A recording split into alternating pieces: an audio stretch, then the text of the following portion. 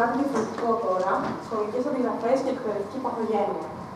Ξέρω τι σκέφτεστε, ότι είναι παράτερο. Ότι είμαι και εγώ παράτερη. Ωστόσο, πρόκειται για ένα θέμα που μας αφορά όλους, καθώς το θέμα της αντιγραφής είναι ενδυμικό σήμερα στα ελληνικά πανεπιστήμια και τραυματίζει την αξιοπιστία των πτυχίων μας με τρόπο ανεπανόρθωτο.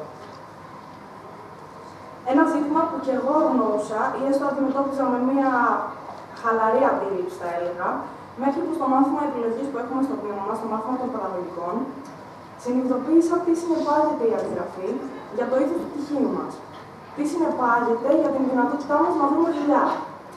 Και η απάντηση είναι μία. Συνεπάγεται την πλήρη υπονόμευση του πτυχίου μας, την πλήρη υπονόμευση της θέσης μας στην κοινωνία. Αποφάσισα λοιπόν να ψάξω να βρω από πού πηγάζει αυτό το πρόβλημα και πήγα εκεί που ξεκινούν όλα. Πήγα στα σχολεία και μίλησα με καθηγητές, αναζητώντας τα βαθύτερα παραγωγικά αίτια του φαινομένου της αντιγραφής. Ωστόσο, κατά τη διάρκεια της έρευνας αυτής, που δεν είναι αυτή που θα παρουσιαστεί σήμερα εδώ, ανακάλυψα κάτι πολύ ενδιαφέρον. Κάτι που ίσως αποτελεί και την πραγματική απάντηση της έρευνάς μου. Ερχόμαστε λοιπόν στο σήμερα. Ανακάλυψα ότι παρόλο που το ερωτηματολόγιο που χρησιμοποιήθηκε για τη διεξαγωγή των συνεντεύξεων δεν είχε καμία πρόθεση να κατηγορήσει τους συνεντευξιαζόμενους, δηλαδή τους καθηγητές, για την εμφάνιση του φαινομένου της αντιγραφής, ωστόσο εκείνοι χρησιμοποίησαν στον λόγο τους στρατηγικής απολογίας και διαδικασίες απόδοσης ευθυνών. Πάμε να δούμε λοιπόν πιο αναλυτικά τι ακριβώς σημαίνει αυτό.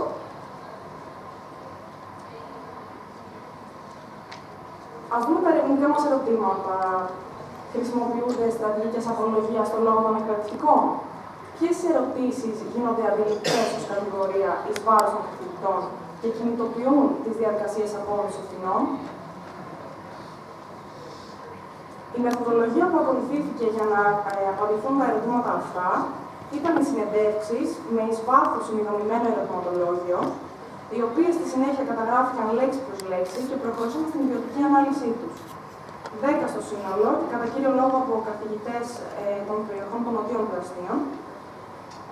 Το θεωρητικό πλαίσιο, το θεωρητικό υπόβαθρο της έρευνας αυτής αποτελείται από τις στρατηγικές απολογίας,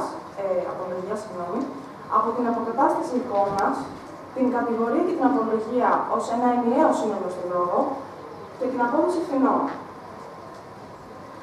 Έχουμε εδώ τις βασικές στρατηγικές απολογίας, οι οποίες χρησιμοποιήθηκαν, ωστόσο δεν θα σταθούμε, καθώς έχουν ήδη αναλυθεί από τους προηγούμενους ομιλητές και θα τις δούμε άλλωστε και σε πρακτική εφαρμογή πιο κάτω.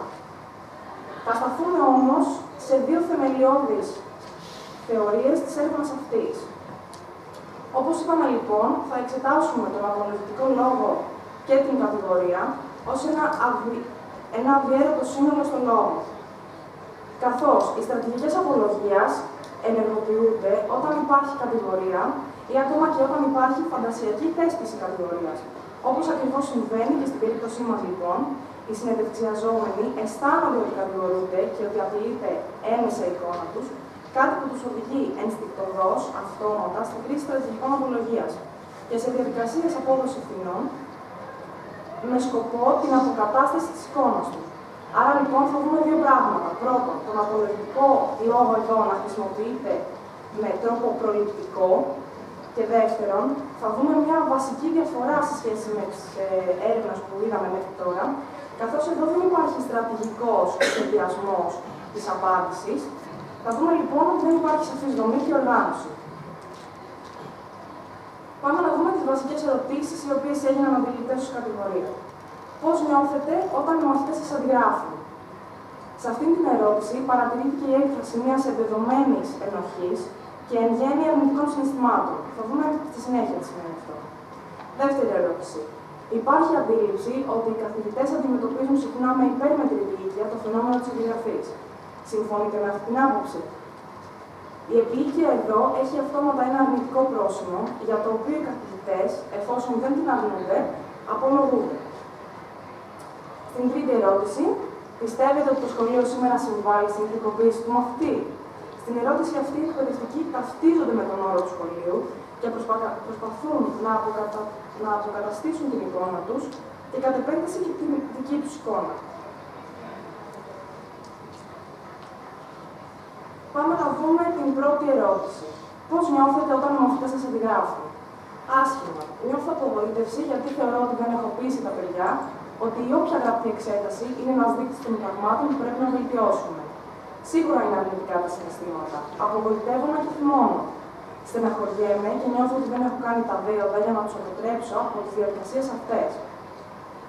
Η έκφραση αυτής της εμπεδομένης ενοχής και των αρνητικών συναισθημάτων που παρατηρούμε σε αυτή την ερώτηση αποτελεί τον θεμέλιο λίθο της χρήσης μετέπειτα των στρατηγικών απολογίας, καθώς είναι το πρώτο βήμα, σύμφωνα με τη θεωρία μας, πάνω στο οποίο στη συνέχεια θα χτιστεί ο απολογητικός λόγος. Πάμε στην επόμενη ερώτηση. Είναι εύκολο να εντοπίσετε αυτούς που αντιγράφουν? Εντελώς εύκολο δεν είναι. Υπάρχουν και άλλα πράγματα. Υπάρχουν επίσης νέες τεχνολογίες στη ζωή μας. Παρατηρούμε εδώ μια εφαρμογή της στρατηγικής της αδυναμίας ελέγχου των καταστάσεων, όπως ο εκθιαζόμενος επιχειρεί να ελαχιστοποιήσει την ευθύνη του, προσθέτοντας ένα νέο στοιχείο. Οι νέες τεχνολογίες καθιστούν δύσκολη την επιτήρηση.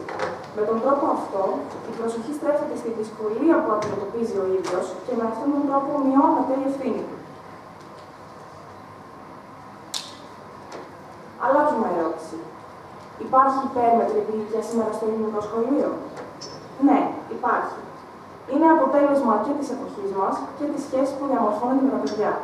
Αλλά η προαγωγή των μαθητών δεν οφείλεται σε αυτήν την επίοικια, αλλά στο σύστημα.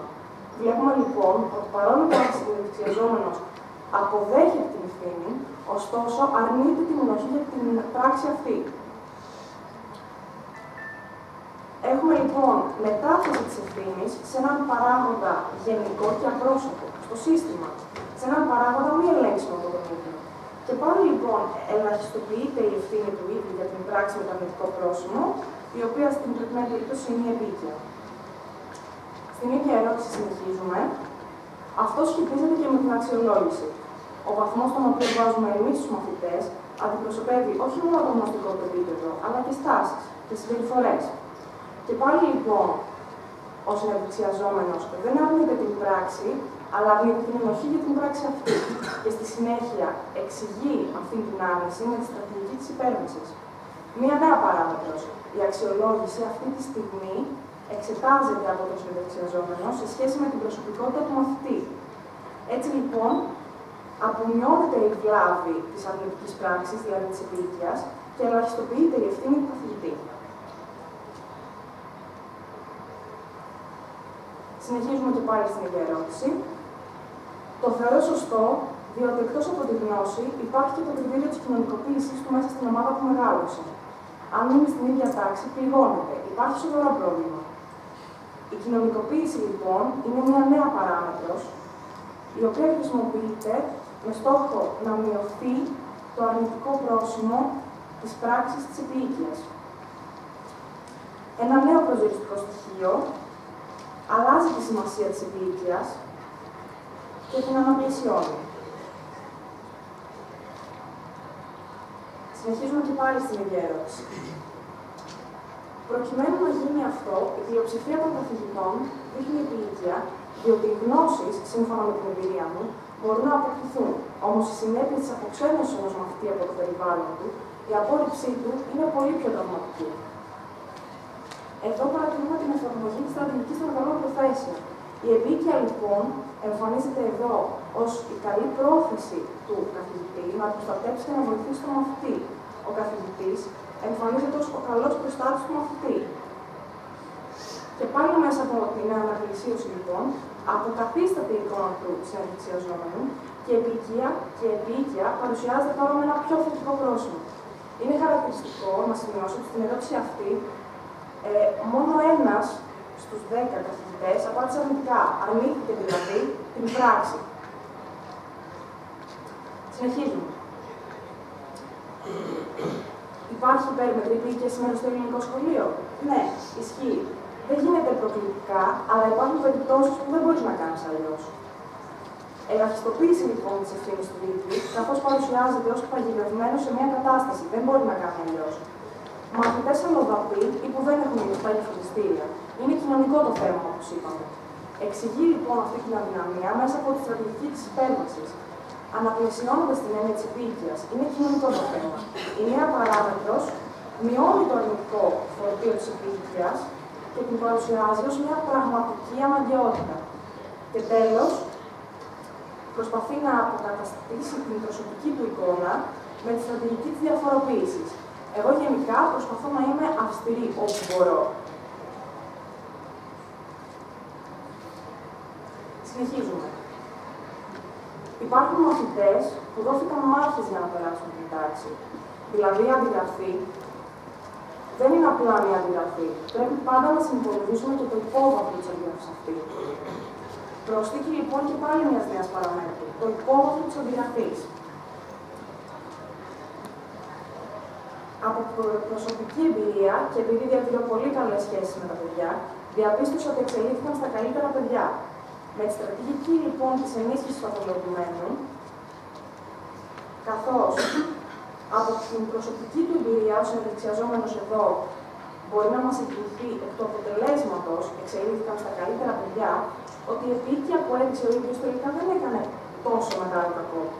Στοχεύοντας λοιπόν αυτή τη φορά στην βελτιστοποίηση της δικής του εικόνας. Περνάμε στην επόμενη ερώτηση. Το σχολείο συμβάλλει στην ηθικοποίηση του μαθητή σήμερα. Τώρα μιλάμε μάλιστα για την περίοδο της κρίσης. Θεωρώ ότι το σχολείο, έτσι όπως διαμορφώνεται τα τελευταία χρόνια, φεύγει από τέτοιες αρχές. Είναι το σχολείο της γνώσης, της τεχνογνωσίας, της εξειδίκευσης, αλλά όχι το σχολείο του ανθρωπισμού. Στρατηγική λοιπόν της αδυναμίας του ελέγχου της κατάστασης για τον εκπαιδευτικό.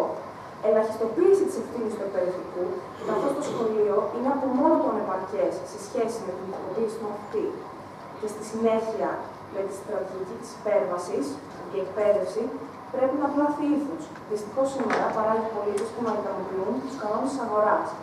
Δημιουργεί λοιπόν εδώ ο μιλητής ένα αντιθετικό πλαίσιο, την κοινωνία που μετατρέπει δημιουργεί ένα αντιθετικό πλαίσιο, από τη μία την εκπαίδευση που πρέπει να πλάθει ήθος και από την άλλη την κοινωνία η οποία δεν καταφέρνει να το βοηθήσει σε αυτό και μετατρέπει την ηθικοποίηση του μαθητή θέμα κατά βάση κοινωνικό.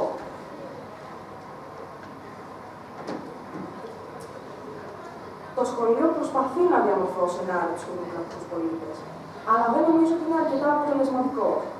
Υπάρχουν αρκετοί καθηγητές που έχουν συνέχεια της παιδαγωγικής τους ευθύνης και προσπαθούν να ηθικοποιήσουν τα παιδιά. Βλέπουμε λοιπόν με τη στρατηγική της διαφοροποίησης μια κατηγοριοποίηση των εκπαιδευτικών. Βλέπουμε λοιπόν ένα διαχωρισμό των εκπαιδευτικών σε συναδέλφους που προσπαθούν να ηθικοποιήσουν και σε συναδέλφους που λειτουργούν με μια δημοσιοϊπαλληλική αντίληψη και διεκπαιδευτικά. Περνώντας με αυτόν τον τρόπο στη στρατηγική της θυματοποίησης. Μειώνει αυτή η εικόνα ο κύριος του σχολείου και τραυματίζει την αξιοπιστία του απέναντι στους μαθητές. Το σχολείο λοιπόν εδώ εμφανίζεται ως το θύμα μιας εικόνας, μιας αρνητικής εικόνας. Και τέλος, η υπεράσπιση του σχολείου καταλήγει με την μετάθεση της ευθύνης σε εξωγενείς παράγοντες, όπως η οικογένεια, τα μέσα μαζικής ενημέρωσης ή τα κυρίαρχα πρότυπα της κοινωνίας. Μετάθεση λοιπόν της ευθύνης και πάλι σε εξωγενείς απρόσωπους και μη ελέγξιμους από τον ίδιο παράγοντες. Βλέπουμε λοιπόν πως μέσα από ένα συνδυασμό στρατηγικών ο ομιλητής καταφέρει να διαφοροποιηθεί ο ίδιος από το πρόβλημα, την ανεπάρκεια του σχολείου, να πλάσει ήθος, και στη συνέχεια να μεταβάλει και την εικόνα του σχολείου, αποδίδοντας ευθύνες για το πρόβλημα αυτό, με τρόπο τέτοιο ώστε να το απανικοποιήσει.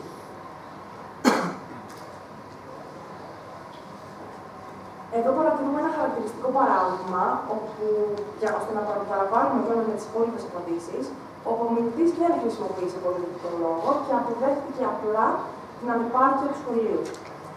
Έχει μια σημαντική συμβολή μέσα από την καθημερινή σχέση μαθητή-καθηγητή, από όπου ο μαθητής μπορεί να αντιλήσει μερικά πρότυπα.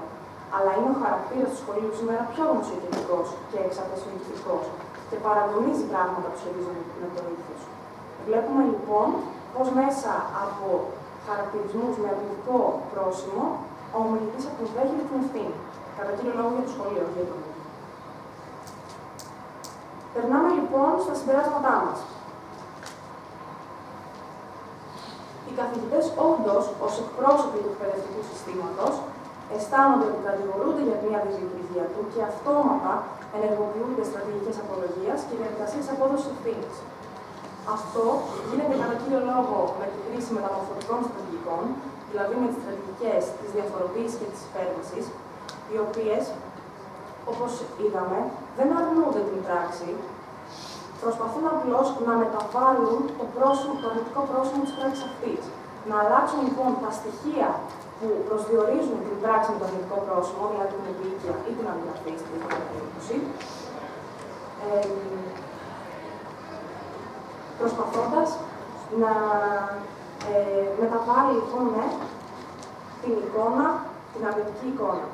Βλέπουμε λοιπόν ότι εν γέννη ακολουθείται μια υπερασπιστική στάση με τη χρήση της στρατηγικής της άρνησης σε συνδυασμό με τη στρατηγική της υπέρβασης και της διαφοροποίησης, αποδίδοντας ευθύνες κατά κύριο λόγο με τη στρατηγική του ενδυμικού συστημικού λάθους, όπου η μετάθεση της ευθύνης κατά κύριο λόγο γίνεται σε απρόσωπους γενικούς συντελεστές, τους οποίους δεν μπορούν να ελέγξουν οι ίδιοι οι απολογούμενοι.